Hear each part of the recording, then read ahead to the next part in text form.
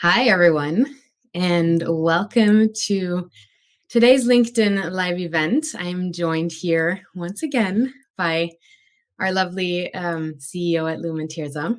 Thanks for being here, Tirza. Thanks, Hannah.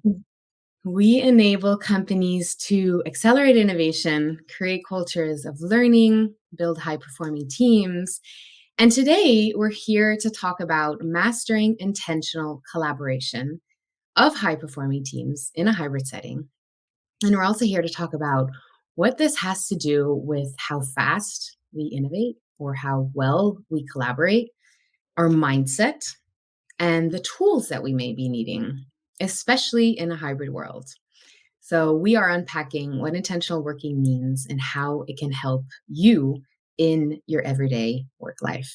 So, Tirza, first question, let's even unpack the title. What does intentional collaboration mean, and why is it so important to us today? Yeah, so thanks for the question, Helena. So I think that there's a lot of times where we end up on meetings where we just have different ideas about what we're even doing in that meeting, whether we're here to make a decision or to gather information or to actually work together on something. So the very first aspect of intentional collaboration is just being clear, what are we doing here? What is our intention in coming together today? And once we're clear in our intention, then there's the question of who do we need to be to get this work done best? And then what kinds of tools do we need to have at the ready? And in a hybrid world, even is this work that makes sense to be doing in person? Would this really benefit from co-location, or is this work that we can do just as well online and use our online tools? And the Mhm, importance of that is now that we're in this time of flexibility, we will begin to learn as a team that different types of work really benefit from being co-located, and other types of work we don't need to go through the extra effort of the travel and the coming together and the scheduling and all of that. mhm, So mhm, if you've ever had that experience of being in a meeting where you're like, what are we doing here? This is really that lack of being just intentional about our collaboration. And in a mhm, time where coming together is really precious and we really want to respect the time we do invest in coming together, it's really vital that we use that time to the best of our abilities. And so be intentional about our time together. mhm, mhm. And so can you help us to understand how this may be linked to innovation and how, in terms of leading innovation, why do we talk about and what does it look like to be intentional when we're innovating? So, first, I want to open the idea of what innovation is. Sometimes I think that we think that innovation is just like AI or some big new technology, but really any shift in work process or habit, an adoption of a new tool, the reaching out in a new way to a new customer, these are all innovations. They are changes in the way we do things. And often they are the bringing together of two different ideas to create something new. And any innovation goes through different phases. So, anyone familiar with design thinking? These are kind of the phases that we can approach innovation with from one perspective. And I'm going to share with you how we think of these here at Lumen.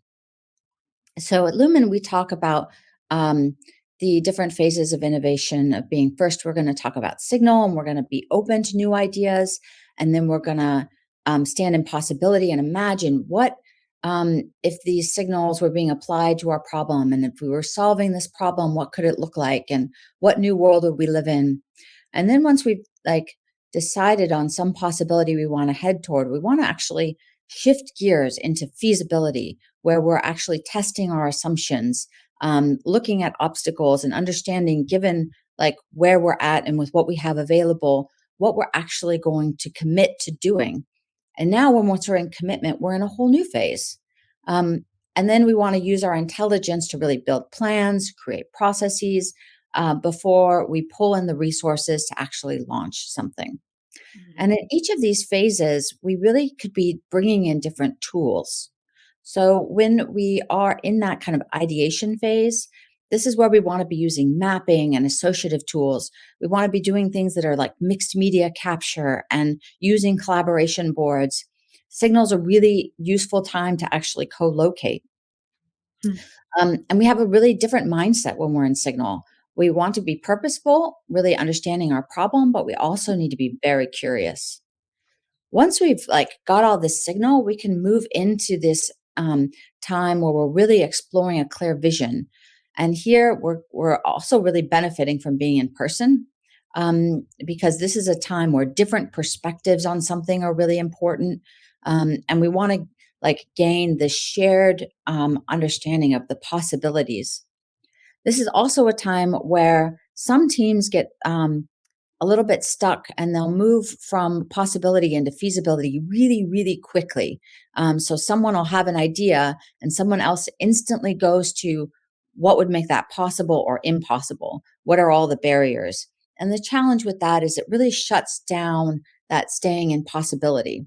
And so the Hmm. key for teams is to understand, are we in possibility right now? Or have we moved on to feasibility? Because those are really two different mindsets, and they even benefit from different tool sets, and may even benefit from different working environments. So when we're in Hmm. possibility, it helps to be in places that are kind of free to move around, where we're being exposed to visual stimuli, where there's like maybe even a big view, and a lot of literally open space, a chance to think broadly.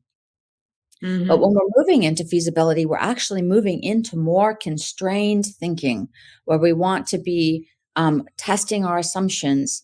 And those can be times where it's easier um, to do these things in a remote environment. This is a time where it's a little bit more functional to be remote. It also is a time where we're looking to literally constrain our thinking.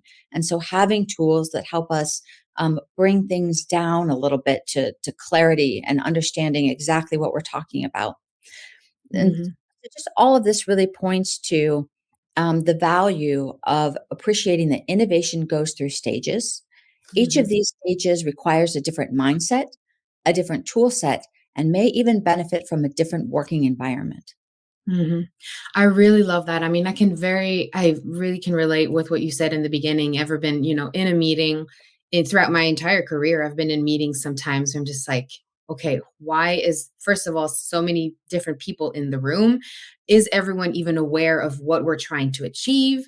Some people feel very uncomfortable if it is in that space of possibility where it's very wide, broad thinking. And as you say, I've also experienced that very much where one person will go into that exploratory mode and another person will just be like, well, I think, come with a solution and just kind of expect the group to follow that solution and say, well, why we could just do this because perhaps they feel more comfortable being in that space of um feasibility, as you call it. I think Mhm. that's definitely something that I've experienced in the past. And I feel, correct me if I'm wrong, but I feel like in a hybrid setting, all of these types of challenges are even more amplified, because we don't have the opportunity to talk things through. Everything is boxed in a meeting, and then you go on to the next meeting, and these things are left uncleared. Can you speak to that a little bit? Yeah, sure. Yeah, in a hybrid setting, especially when we're online, we tend to kind of back to back our meetings and experiences. When we are live, we have travel time, even if that's just getting into a room together. And so there tends to be these more transitional times. We're also much better when we are live at appreciating a whole person, rather than just kind of hearing their words. And so, Mm. regardless of the setting we're in, it's really useful to appreciate that we have different natural kind of thinking styles. There's great work out there called thinking hats that can really help us appreciating that we have individual styles and different Mm. styles benefit different moments. But in any case, there's also other work done by the people who run the DISC personality, and there's a great Harvard Business Review article called the neurobiology of teams. Hmm. And just appreciating that we have natural ways that we think, and not only do we have those as individuals, but even within there's kind of country or cultural preferences for different types of thinking. Mhm, And mhm, so if you're in kind of an engineering environment, the thinking that tends to get rewarded is very much orderly problem solving thinking. And um, really going to how are we going to make this happen and what are the barriers? And that kind of thinking is really important when we're in feasibility. But that kind of thinking can also really quickly shut down a team that's sitting in possibility and limit the opportunities really for kind of breakthrough innovation because it's really focused on like how are we going to make this happen and is quick to point out any barriers rather than being open to maybe there's a way to transcend these barriers or leapfrog in our technical capacity or in our thinking. mhm, So, all of this again kind of really points to appreciating that we bring different perspectives, which are really valuable mhm, to innovation. But we need to understand the mindset and the type of perspective that we're aiming for at this time. And for those of us who maybe are naturally toward like an engineering feasibility perspective, when we can style flex, we can, you know, stretch our capacity and stand in possibility a little bit longer, or maybe even just um, reserve our opinions for a period of time until like more has been brought forward in that ideation phase. And mhm.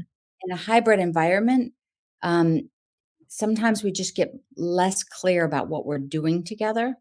And I think we've fallen a little bit out of practice in some ways.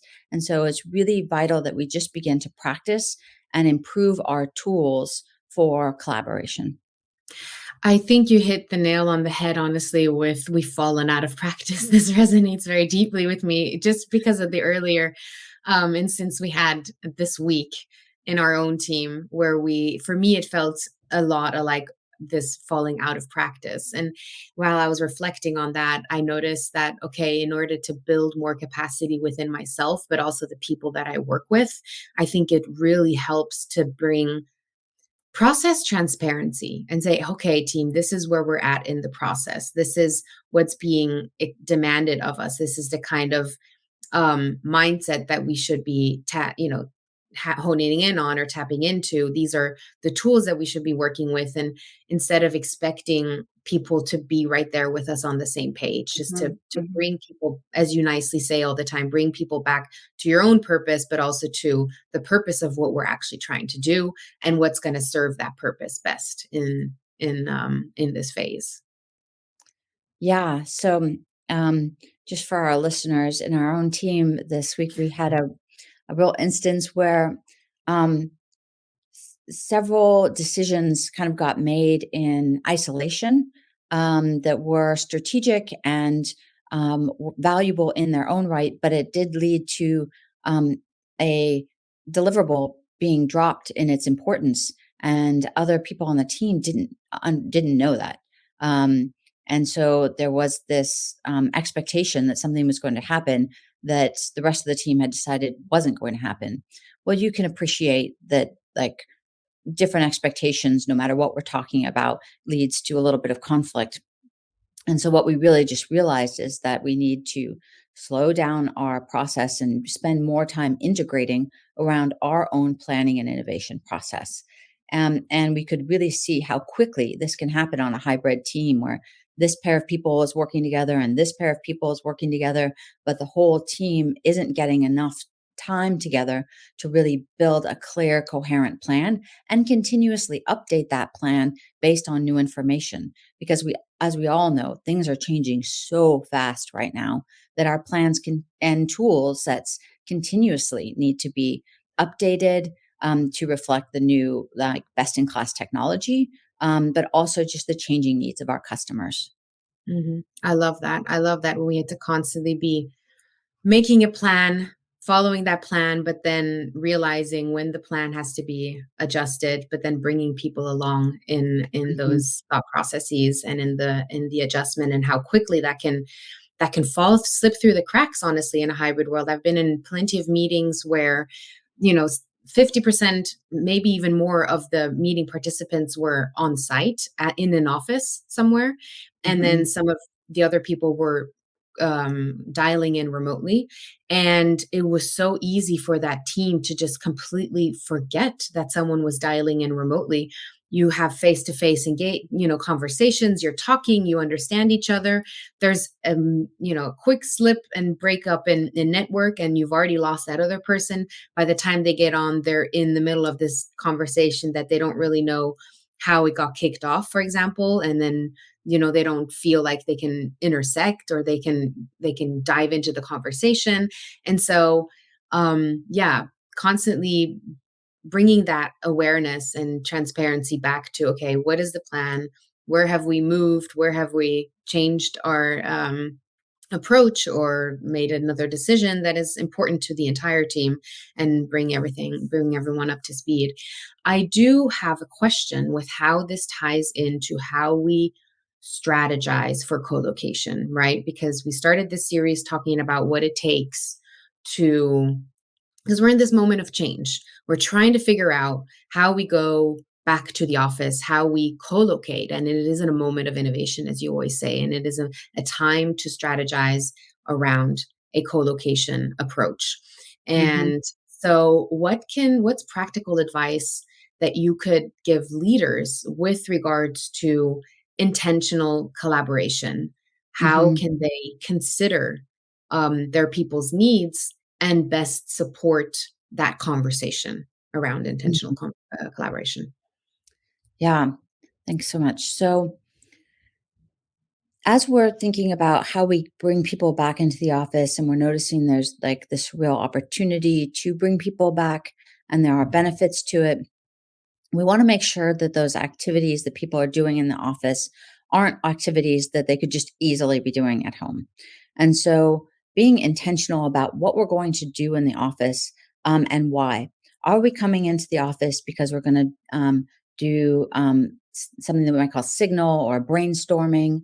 Are we coming back in because we're gonna stand in possibility together? We're envision, and do some visioning and prototyping together. Or are we coming back to do individual activity, but we want to think about it as a co-work session where we're going to kind of stride together. We're going to bring in some good snacks.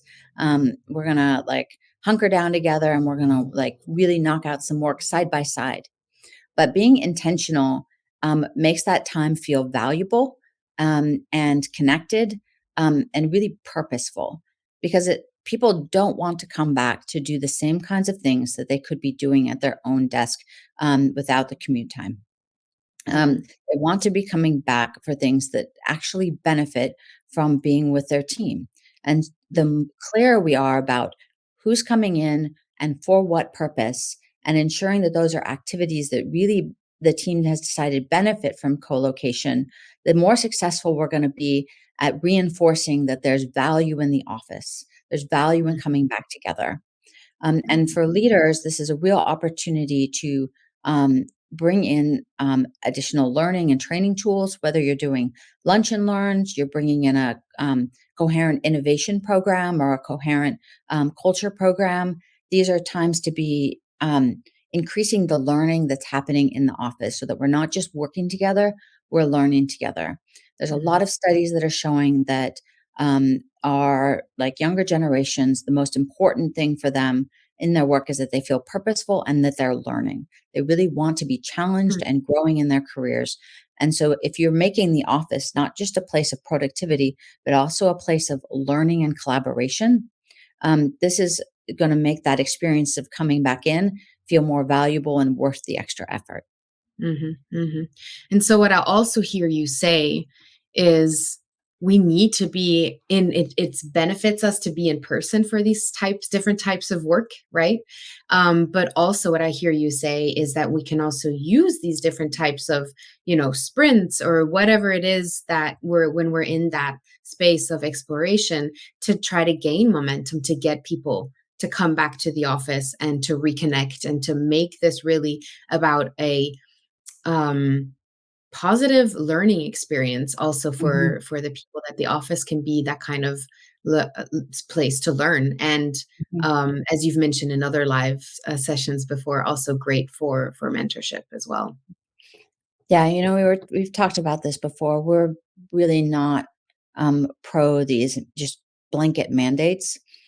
People have really set up their workplaces for a sense of autonomy in ways that work well for them, and blanket mandates really work against the kind of autonomy that we've built in our workers. And we do really need our modern office workers to be um, autonomous in that they're continuously learning and reaching for the new edges of what's possible. They need to be in a growth mindset where they have agency over their work and the capacity to continuously bring in new information. We really don't need people who are just delivering on old news and doing the same thing over and over again. Anything like that can now be done by AI. We need people Hmm. who are really stretching and continuously moving the edge. And Hmm. these blanket mandates kind of work in opposition to that sense of agency and growth mindset that we're seeking to build in our employees. And so, using this time where we're in this transition and we're seeking to build momentum around coming back together because we've seen the value, it's a really incredible time to bring in really intentional programs of let's do innovation together, let's build a new office culture together, let's do something intentional and bring those people in who are excited to learn and are excited to come back in and co-locate together and innovate together. Hmm. Hmm. And so, really, what I hear you say for intentional collaboration, it helps leaders very much if they really want people to come back to the office to understand that there are different types of work that needs to get done. And some actually is better done in your own four walls at home, where you can focus and you can narrow down, and it's okay to be on a Zoom call, on a Teams call, whatever that is, and do that kind of work side by side sometimes with your work colleagues. But at other times it really does make sense to go and be in person and get that extra boost of energy, is what I like to call it, is when I get that feeling of inspiration, of seeing role models, and that dose of, oh, I can become that too, and this is how I can get there and receive that insight and learn from being at the office. And so for those leaders who are trying to get their people um, to not only come back to the office, but to make the workplace really a meaningful place for people that is conducive to learning and creativity and networking and mentorship. It's really about learning about these different phases and of innovation if the people are innovating, or learning about the different type of work that they're doing, Mhm. and having a dialogue around that, and better trying to understand, okay, what do my people actually need, and using those moments where people are coming back to the office, encouraging to come back to the office for those exploratory in-person type of gatherings, to really start to gain momentum, to make the workplace um, more attractive, a better experience, and exciting. Exactly. Yeah. We really want to start with we talk about low hanging fruit. And what we're really saying when we were saying that is let's do the things that are going to build natural momentum and that are like easy to implement. And these activities that are naturally collaborative and social and really benefit from that kind of mind meld that happens when we're all in the room, and then things like training and transference of information, mentorship, those things where it really supports building a container of a relationship. Those are the types of activities that really, really benefit from being in person. And so if we choose to be intentional about aligning our time in the office with the activities or phases of innovation that benefit from being in person, we're going to experience a much easier pull and benefit from coming in. So, Mhm. starting with the people and the activities that benefit from coming together is just going to make it a lot easier to build momentum around your back to office policies. Mhm. Thank you so much. This was really very insightful for me also, the intentional collaboration. Um, Yeah, for the audience, if you have any kind of questions with regards to creating a co-location strategy, questions on intentional collaboration, what that could look like for your team, if you have any specific questions, feel free to contact Tirza or I or me. And with that, thank you so much for tuning in, and we will see you next week.